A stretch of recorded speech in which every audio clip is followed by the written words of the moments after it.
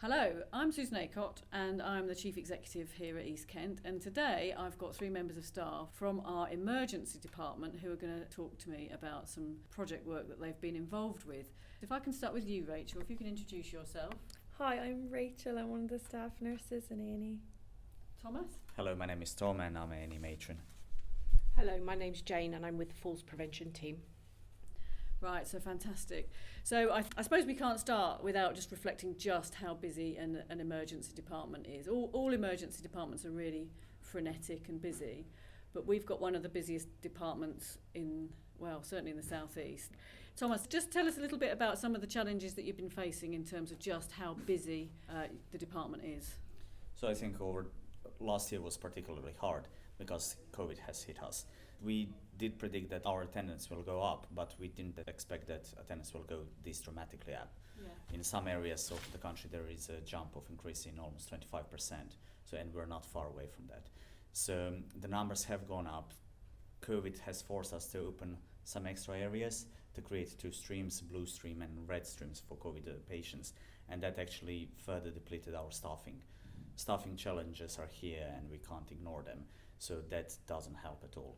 So actually the biggest strain is on number of attendances and average length of stay in A&E that's going up because patients are coming sicker, because over the last year probably they couldn't get to their appointments in community, so actually their primary health condition has deteriorated further. So patients are coming much sicker and their length of stay is longer. So you've got pretty fundamental challenges around acuity of your patients, how ill they are, the numbers coming through the door. You've ended up having to enlarge your department for social distancing. And yet, in amongst all these challenges, you have also managed to decide to do a quality improvement project, which is, I have to say, is pretty impressive. So Jayne, this was your grand plan, your idea. Tell us a little bit about why you decided this was something that you wanted to focus on. The idea came up because the falls and the harm were going up in A&E, and having worked in that area before, I knew that certain other tools didn't actually work within that environment. So there is a company that do the non-slip socks and they do this yellow kit, and I just thought how perfect would that be for A&E, and that's where the idea came from. And then I approached Tomislav and Rachel, who's the A&E Falls Link nurse, and that's when we came up with the plan to do the quality improvement programme as well. Okay, so Rachel, tell us about why a visual cue like this works. Why does that help in a busy A&E department? And do tell me why yellow. Well, for yellow, it's a colour that's going to stand out. If you pass by a cubicle and see yellow, you're going to look at it. So if everyone knows the yellow's for falls, they're going to realise, okay, that patient's at risk of falls, and they're going to know when they walk by, I need to keep an eye on that patient, especially if we are really busy in the department, and especially in majors, because where most of our falls sit before they go to the wards.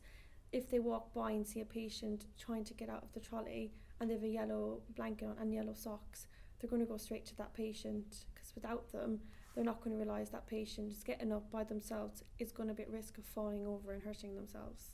Okay, so in a very, very busy A&E department, yellow really stands out.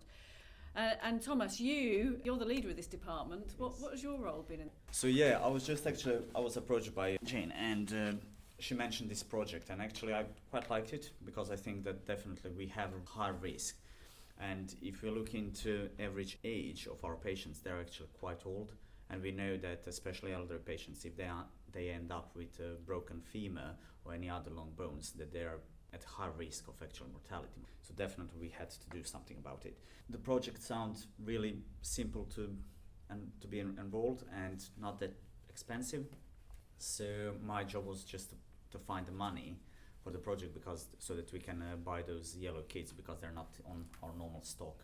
So I've just done this logistic behind the curtains, so you've that really we have sort of sufficient encouraged supply. and enabled the Absolutely. project. You said an interesting word there, simple. I think projects which are people often try to think of complicated solutions, but simplicity is often the best. Jayne, tell me why that's important, simplicity. A&E is really, really busy. It needed a simple criteria and it needed something simple.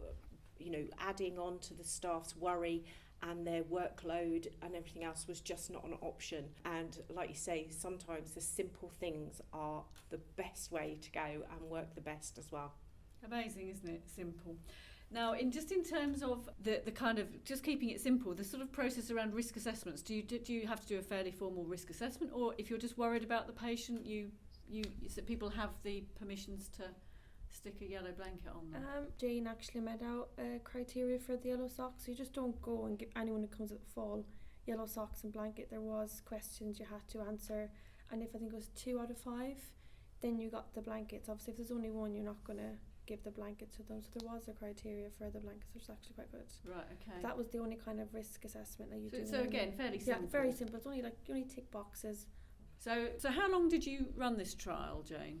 So the trial was initially for 1 month. Tell me about the numbers. So what did you So notice the during numbers this are, trial? so there you go. Or So let's got them. on average, if I can just add that we have on a monthly basis between 5 and 8 falls within A&E and 3 to 4 falls in our OBS bay. So I think the data for July was showing that we had 5 falls in total. 4. So that's almost reduction for 50%. So really impressive number. It's very and significant, isn't it it? is. Right, okay. So that's actually the data indicated that the project really works. Yeah, significant. And do you have any information around the injuries? So in terms injuries of- maintained low, so really low risk or no injuries at all. So the severity of injuries have massively gone down. Yeah. So that sounds pretty impressive. Well, I think from my point of view, if something works that well that early on, we need to perhaps move from trial to full implementation, really.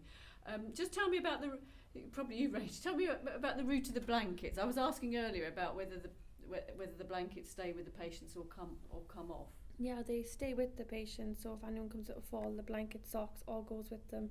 They can take them home. They can do whatever they want. That's theirs. So the patients, they usually take them with them, especially nursing homes. And a lot of them that do have a fall and they're confused, they love them anyway, so you're not going to get them back. I'm loving the idea that the blanket goes with the patients on their journey, and it must help with the nursing homes. Mm-hmm. And in terms of the patient pathway, do you think it will spread to places like nursing homes? I think it's really hard to answer that question because we didn't receive any formal feedback from any care homes. But what I did notice on one occasion is that actually ambulance transport actually asked, what is this? Because we've never seen it. And when we explained them that that's actually indicating the patient at risk of fall, they were really impressed and they were like, oh, this is actually helping us as well. Okay. So it's not only that it's helping to East Kent staff, but it's helping to other agencies. Okay. It also helped the ward staff as well. When the patients walked in with a yellow kit, the staff on the ward automatically knew that patient was at risk of falling. So then that's when they did a full risk assessment. They put in any other harm prevention strategies that were required, and the patients were safe. And I think the stats for the patients on the wards as well is really low. So the number of patients with yellow kits who were admitted to the wards who fell within 24 hours of admission, 0. Amazing. Sounds like a very powerful intervention that you've made. Thomas, you must be very proud of your staff. I'm extremely proud of the whole department and the staff, and not only our A&E staff but the whole team that actually supporting our ED floor, because quite often we forget the teams like falls team, infection control and others. So yeah, I'm extremely proud. Good. I'd like to congratulate you as well, Thomas. Not everybody says yes to their staff when they come up with ideas, so it's something for people to come up with ideas, and it's also something else to be supported with the implementation of those ideas. So it's fabulous, and I think collectively we need to make sure that this comes into being as a permanent initiative, because it really does sound impressive. So thank you very much for your time. Thank you very Jayne, much. Rachel and Thank Thomas. you. Thank you. Thank you.